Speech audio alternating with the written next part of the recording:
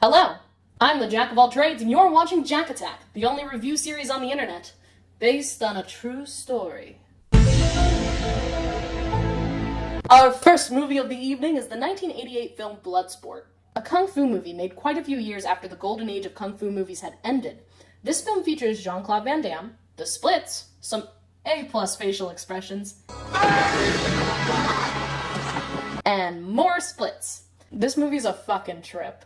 It is the story of Frank Dukes, played by Jean-Claude Van Damme, traveling to Hong Kong to fight in the Kumite, a no-holds-barred underground fighting tournament. Let's do pros and cons with this one. We'll start with the pros. This movie features a lot of real martial arts experts doing some amazing choreography. There's a lot of cheesy 80s nonsense, more like Jean-Claude Van Damme. Right, ladies? The faces. And the main villain, Chong Li, who clearly has a crush on JCVD's character, Frank Dukes, because literally every time Frank does anything, they cut to Chong Li looking at him like this. My favorite shot in the movie is there's this point where Frank Dukes is on a bus thinking about like fighting and what it means to him, and then he looks at his reflection in the window and I know you didn't mean to leave me. Now the cons. And it's a good thing they got Chong Li as the love interest because, oh my god, this is a forced heterosexual romance for the ages.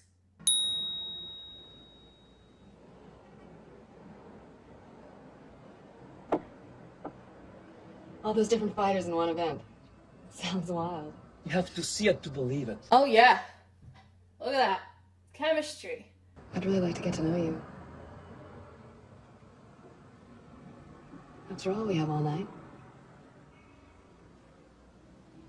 Ah, yeah.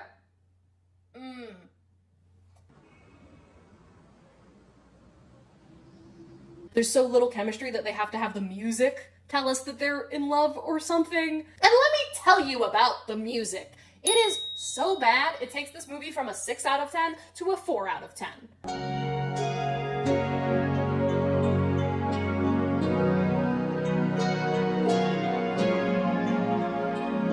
Though there is one exception.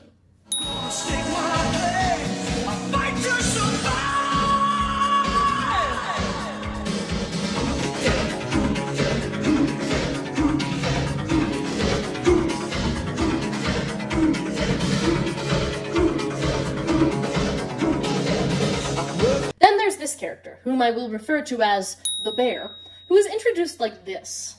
Hey, babe, wanna go out with a real big man? No, huh?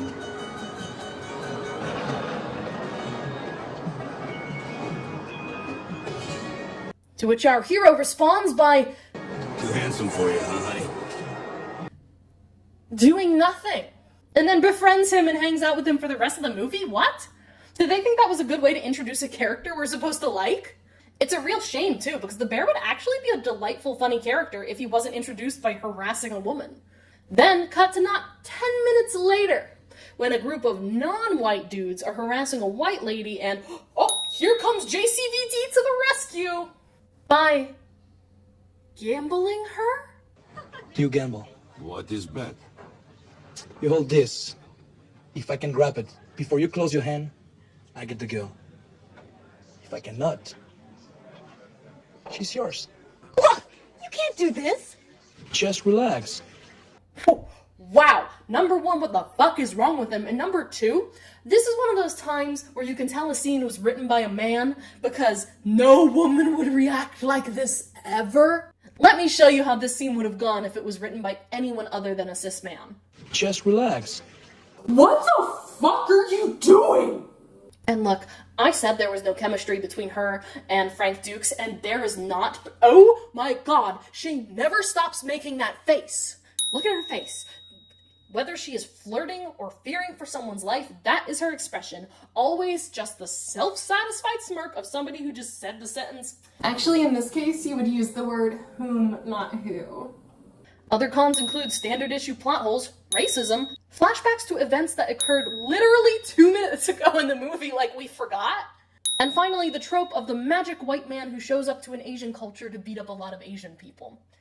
which, like, at least they try to justify it by saying he's the beloved adopted son of a Japanese family, and at least there are actual Asian characters with dialogue, and at least there are some people who, like, straight up just say to him, like, you're not fucking Japanese, what are you doing?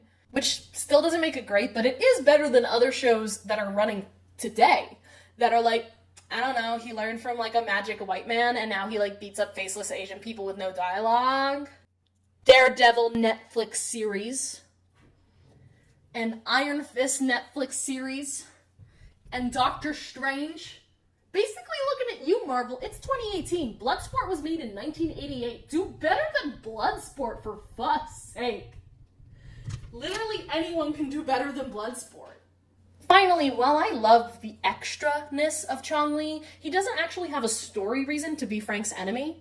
Like, it would have made sense if the bear was the villain, as, like, an American who did not respect the culture he was participating in, or if the villain was someone who had hurt one of Frank's friends or loved ones or beat him in the past, but instead he's kind of just like a mean guy.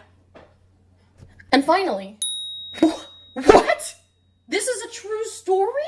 That's how the movie ends. Just like, oh, and Frank Dukes is real. Bye. Like, what? I'm sorry.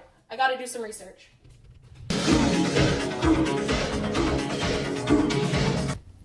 Okay, so, amazing news. It turns out that Frank Dukes was, in fact, a real person who actually did the fight choreography for this movie.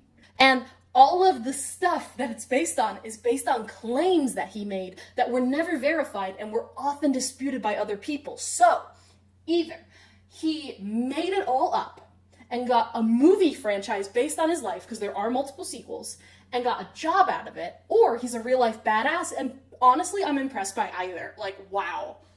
Anyway, to summarize, if you can get past this movie's fairly prominent issues, there's some great 80s cheese and fight choreography to be had, but they're pretty prominent issues.